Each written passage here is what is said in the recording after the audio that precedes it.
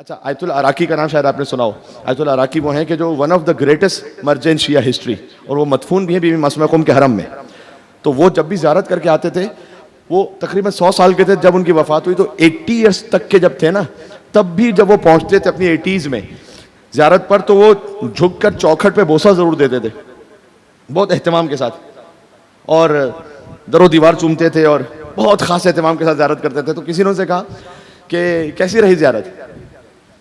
کہ دیکھو، میں تو سوچتا ہوں کہ خود مولا ہی نے فرمایا ہے کہ کچھ چیزیں ایسی ہیں کہ جس میں مذہب کی کوئی قید نہیں ہے. دیکھیں، یہ ایک الگ موضوع ہے. کم سے کم 15 احکام شریعت میں ایسے ہیں جس میں مذہب کی کوئی قید نہیں. مثلا میں آپ کو مثال دوں، فرمایا کہ اپنے والدین کا احترام کرو، چاہے کسی بھی مذہب سے ہو، بلو کانا کافرن، چاہے کافر بھی ہیں، ان کی اطاعت نہیں ہو سکتی کفر میں، لیکن احترام رکھنا ہے.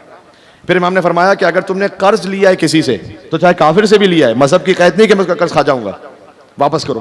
کہ اگر وعدہ کیا ہے تو اس وعدے میں مذہب کی قید نہیں کہ میں نے کافر سے کیا تھا کہ مومن سے کیا تھا، اس سے بھی اگر وعدہ کر چکے پورا کرو.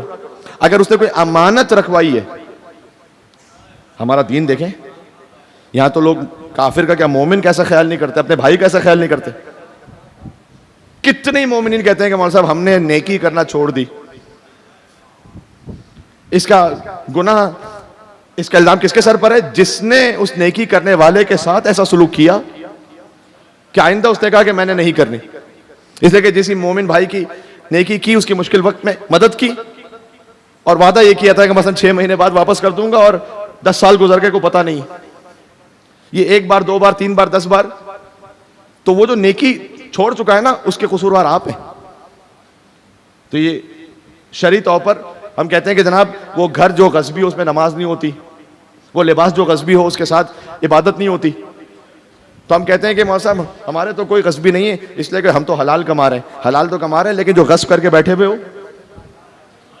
وہ جو مال میں شامل ہو چکا ہے، اب اسی لباس کو پہن کر مجلس امام حسین میں بھی آ رہے ہو، اسی سے فرش عذاب بھی بچھایا ہوا ہے.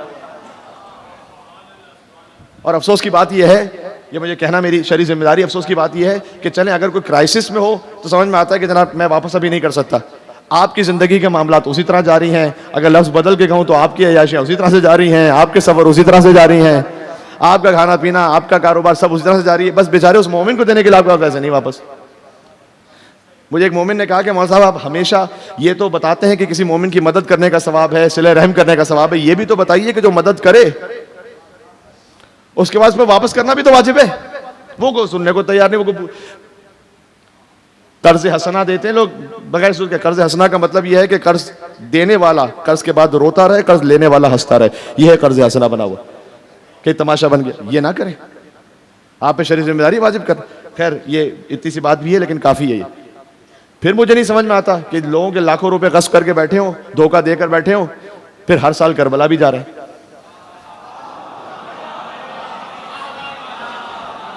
بھائی ایک مل کے صلوات تو بھیجو نام ابا عبداللہ حسین علیہ السلام پر، تاکہ ہدایت نصیب ہو جائے.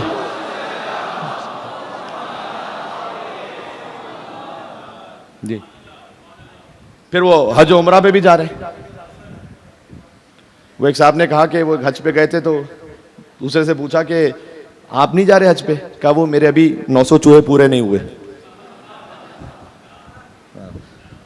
تو کچھ لوگوں کا تو حساب کتاب ہی ایسا ہے کہ وہ دوسروں سے غصب کر کے وہ عبادت، یہ کون سی عبادت ہے؟ وہ واقعہ سن رکھا ہے وہ انار اور روٹی والا، امام صادق علیہ السلام والا. اس کو میں نے میڈیا پہ بھی کہا ہے بعض مرتبہ، اس واقعے کو سنایا کہ ہم میں سمجھ رہے ہیں کہ پتہ نہیں نیکی کا معیار ہم نے کیا بنایا ہوا ہے کہ وہ ایک شخص وہ جو اپنے آپ کو بڑا متقی پرہیزگار سمجھتا تھا، وہ امام سے بار بار لوگ آ کر کہتے تھے اچھا امامت اتنی بلند ہے نا، کسی کی کیا کوئی اوقات اور حیثیت کے امام اس کو دیکھیں اور چیک کریں. بھائی تمہیں ہدایت لینی ہے تو آؤ امام کے پاس. لیکن کبھی کبھار اتنا معاملہ بڑھ جاتا ہے کہ وہ دوسرے گمراہ ہونے لگتے ہیں. کہ مولا دیکھ ایک دفعہ دیکھ تو لیں کتنا متقی ہے. اچھا جب ساتھ پیچھے امام علیہ السلام دوسروں کے ساتھ چلنے لگے، وہ آگے جا رہا تھا، کہیں سے چھپ کر ایک انار والے کی ریڑھی پر کھڑا ہوا، 2 لے لیے، چھپ چوری کر لیے. ارے بھائی یہ تو بڑا نیک آدمی ہے، چوری کیوں کر رہا ہے؟ آگے گیا تو پھر روٹی والے کی دکان پر کھڑا ہوا، وہاں سے 2 روٹیاں نظر چھپا کے چوری کر لی. یہ ایک متقی آدمی ہے، یہ چور ہے، کون ہے یہ؟ لیکن آگے جب گیا تو پھر 1 انار 1 روٹی ایک غریب کو دی جو بیٹھا ہوا تھا کہیں سڑک پر. دوسرا انار دوسری روٹی دوسرے غریب کو دی جو بیٹھا ہوا تھا. امام اس کے پاس گئے, امام نے کہا تو نے کیا کیا ہے؟ کہا میں نے نیکی کی ہے.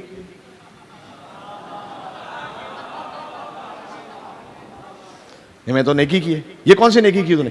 کہا دیکھیں اب کچھ لوگ ہوتے ہیں اتنے اوور اسمارٹ کہ وہ امام کو بھی سمجھانا شروع ہو جاتا ہے. امام کے سامنے تسلیم نہیں ہے, امام کو بتا.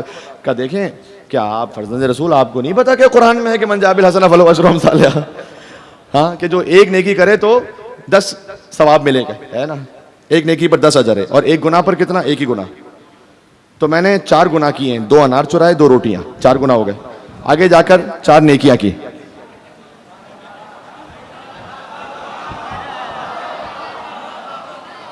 اللہ کے سامنے جمع تفریق حساب کتاب نہ کرو, ہاں تمہیں پتہ ہی نہیں. تو میں نے اس کا مطلب یہ ہوا کہ 4 گناہ کیے 4 نیکیاں کی, 4 نیکیوں پر 10 اجر ملے, 4 گناہ مائنس ہو گئے.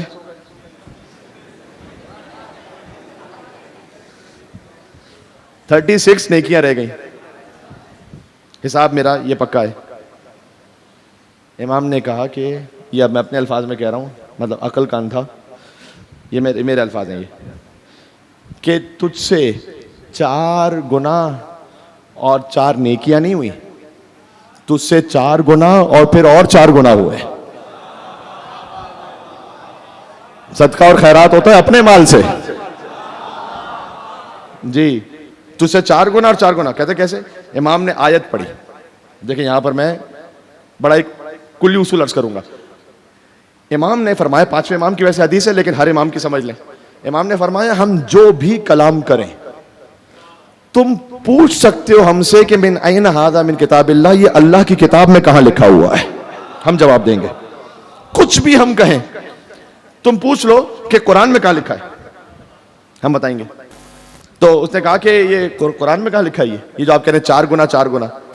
امام نے کہا, اللہ نے کہا انما یتقبل اللہ من المتقین, اللہ تو قبول ہی متقین سے کرتا ہے, قبول ہی متقین سے کرتا ہے. جب تو نے 4 وہ چرائے 2 انار 2 روٹیاں تو وہ تقوی ہی چلا گیا.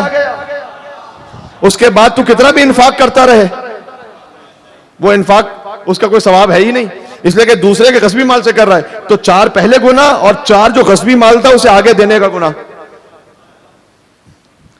اس لیے اگر آپ نے کسی سے قرض لیا ہے, کسی نے آپ کی مدد کی ہے تو رحم فرمائیں اور باقی تمام معاملات سے پہلے اس کو حل کریں.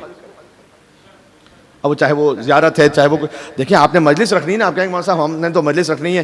میں مجلس کا منع نہیں کر رہا, آپ مجلس اگر واقعا ایسے حالات ہو جائیں تو آپ مجلس گھر میں اس طرح سے بھی رکھ سکتے ہیں کہ فرش ادا بچھایا, آپ نے مومنین کو بلایا جتنا آپ کی توان میں تھا, آپ نے حدیث قصہ پڑھی, زیارت عاشورہ پڑھی, مرثیہ پڑھا, اس کے بعد آپ کے پاس کوئی خطیب اویلیبل تھے, آپ نے کروا لی خطابت, فرض کیجئے کہ نہیں بھی آنسو بہے آپ کے, خالی ہو گئی مجلس ہی, وہاں ماتم کیا آپ نے, مجلس ہو گئی. آپ نے مجلس کرنی ہے یا اپنی نمود و نمائش کرنی ہے, دونوں میں فرق ہے. اب میں یہ نہیں کہنا چاہ رہا کہ جو ہر بڑی کو مجلس ہو رہی ہے تو نمود و نمائش, لیکن نہیں, نیت کا حال مولا جانتے ہیں. لیکن جب آپ کے لیے کوئی اور شرعی ذمہ داری اللہ نے رکھی ہے اس کو پورا کریں. خود مولا سے اگر سوال ہو کہ مولا یہ ہم اس مومن کا حق کھا کر یہ کریں یا نہیں, اس کو تھوڑا سادہ کر کے اس مومن کا حق ادا کریں, آپ خود اپنے ضمیر سے پوچھ لیجئے مولا کا جواب کیا ہوگا. خود آپ اپنے آپ سے پوچھ لیجئے, آپ کا دل اور آپ کا ضمیر خود گواہی دے دے گا.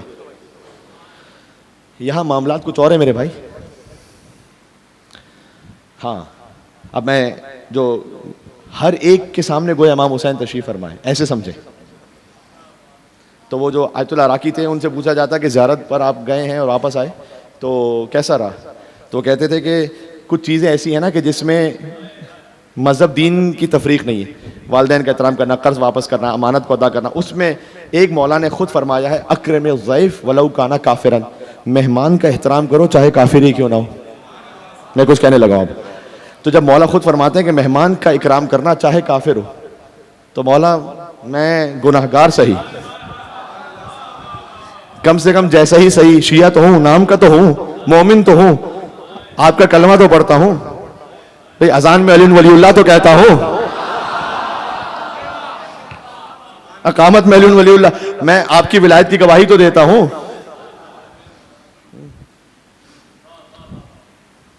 علی کو کون سمجھے گا یہ ہمارے سمجھ سے باہر ہے. علی کو کون سمجھے گا وہیں پر فیصلہ ہوگا. علی کیا ہے علی جانے علی کو ہی پتا ہوگا, اور کسی کو نہیں پتا. علی کیا ہے علی جانے علی کو ہی پتا ہوگا. اور اذانوں میں علی آئے تو کہتے ہو کہ باطل ہے.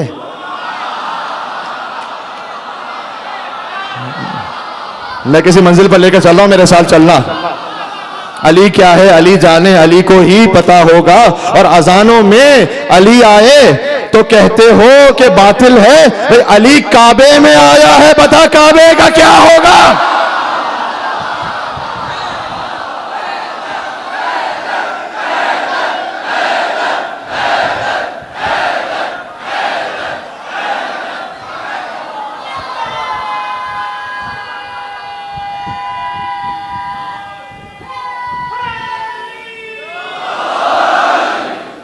وہ جو ہے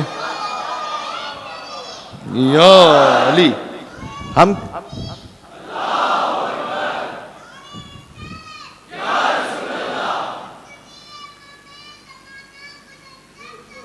اللہم صلی علی. ہمیں کیا پتا حیدر کا کرم کیا ہے, یہ تو انبیاء کو نہیں معلوم, تو ہمیں کیا پتا. جی جی جی ابھی مجھے عرض کرنا آج اگر وقت ہو سکا تو اسی پر آگے تسلسل میں کہ کوئی حیدر, وہ دیکھیں صدف پتہ کسے کہا جاتا ہے کہ ایک ایسا موتی کہ جو سمندر میں ہے. وہ ایک ایسا پتھر ہے کہ جس کے اندر ایک خاص موتی ہے جو سمندر کے اندر ہے. تو تشبیہ ہے, غالباً انیس کے ہی یہ مصرع ہیں کہ ابھی مصروف ہیں اہل نظر حیدر شناسی میں. ابھی مصروف ہیں اہل نظر حیدر شناسی میں. ابھی گوہر صدف میں ہے, صدف دریا کے اندر.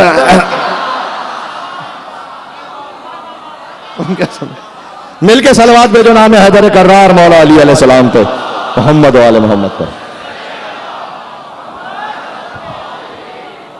اس لیے تو توجہ کیجئے گا, میرے ساتھ چلیے گا. تو اس کا مطلب کیا ہے, امام نے آیت پڑھی کہ انما یتقبل اللہ من المتقین, اللہ متقین سے قبول کرتا ہے. تو پہلے تقوی ہوگا تو قبول ہوگا. ہاں لیکن اس کے بعد آپ اتنا اطمینان رکھیں کہ جب میں آیا ہوں اس بارگاہ میں تو ایک ایک فرد کے لیے خاص کرم اور نظر امام حسین علیہ السلام میں. تو واجد العراقی کا جملہ مکمل کر لوں. وہ کہتے ہیں کہ جب اہل بیت خود فرماتے ہیں کہ اکرم ذی ولو کانا کافرا, مہمان کا اکرام کرنا چاہے کافر ہی کیوں نہ ہو, تو چاہے ہم گناہگار صحیح لیکن ان کا کلمہ تو پڑھنے والے ہیں. تو جب ہم وہاں پر پہنچیں گے تو امام کا کرم کہ وہ ہم پر اکرام نہیں فرمائیں گے مولا جی. تو اس لیے الحمدللہ یہاں سے اس رزق معرفت کو لے کے جائیں.